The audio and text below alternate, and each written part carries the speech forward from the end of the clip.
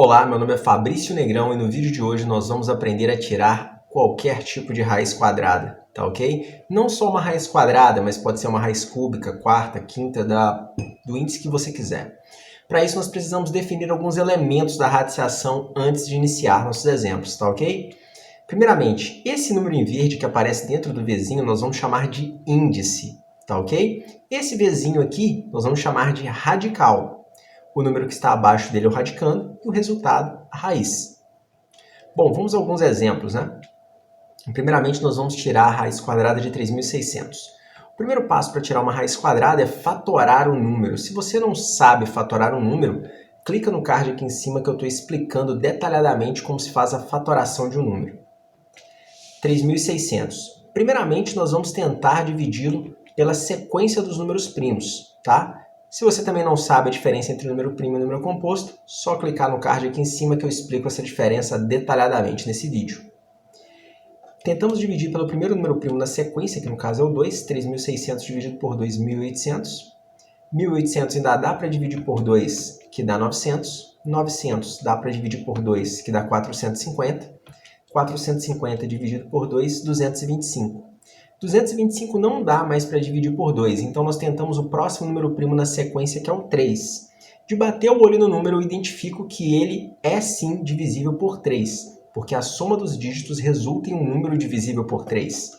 2 mais 2, 4, mais 5, 9. 9 é divisível por 3. Isso é uma regra dos critérios de divisibilidade, que te possibilita bater o olho em um número e dizer por quais outros números ele é divisível. Se você não sabe as regras dos critérios de divisibilidade, clica no card aqui em cima que eu estou explicando detalhadamente, regra por regra dos critérios de divisibilidade. Continuando. 225 dividido por 3, 75. 75 dividido por 3, 25. 25 dividido por 5 é 5. E 5 dividido por 5 é 1. Agora, nós devemos olhar para o índice da raiz. Quando não aparecer número nenhum no índice, nós vamos supor que temos um número 2 aqui, tá? O que é escondido. O que quer dizer para nós o índice? Quer dizer de quanto em quanto nós devemos agrupar os fatores primos que compõem esse número.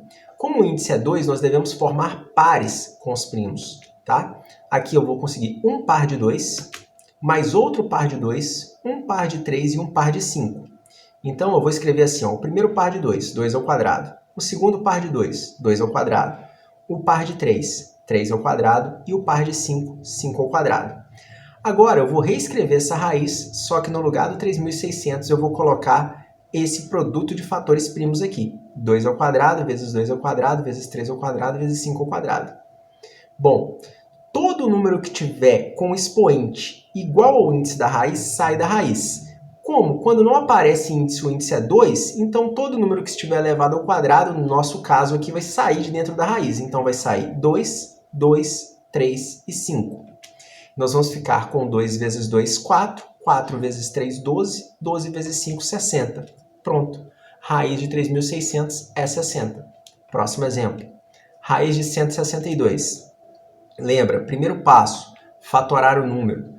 Começamos tentando dividir pelo primeiro número primo na sequência, que é o 2. 162 dividido por 2, 81. 81 não dá por 2, tentamos o próximo número primo na sequência, que seria o 3. 81 dividido por 3 é 27. 27 ainda dá para dividir por 3. 27 dividido por 3 é 9. 9 dividido por 3 é 3. E 3 dividido por 3 é 1.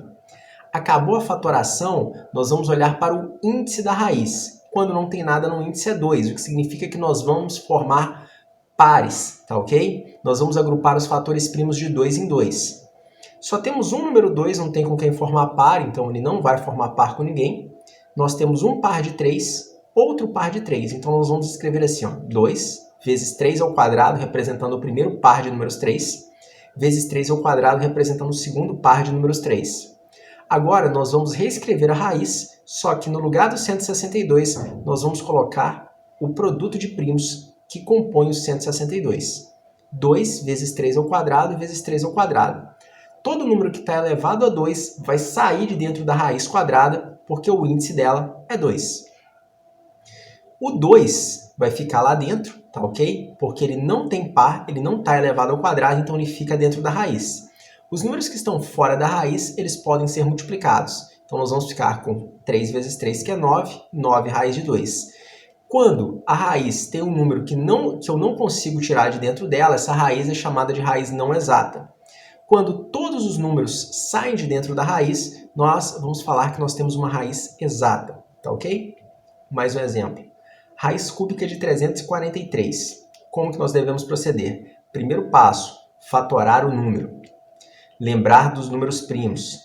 Tentamos dividir o 343 pelo primeiro número primo da sequência, que seria o 2. Ele não é par, então não dá para dividir por 2. Tentamos o próximo número primo na sequência, que seria o 3. Não dá para dividir por 3 porque a soma dos dígitos dele não é um número divisível por 3. Tentamos o próximo número primo na sequência, o 5. Não dá para dividir por 5 porque ele não termina em 0 ou 5. Próximo número primo na sequência, o 7. 243 é divisível por 7 e dá 49. Agora nós vamos tentar dividir o 49 por 7 mais uma vez. Dá por 7, que dá 7. E o 7, como é primo, só pode ser dividido por 7 mesmo, que dá 1. Acabou a fatoração, nós vamos olhar para o índice da raiz.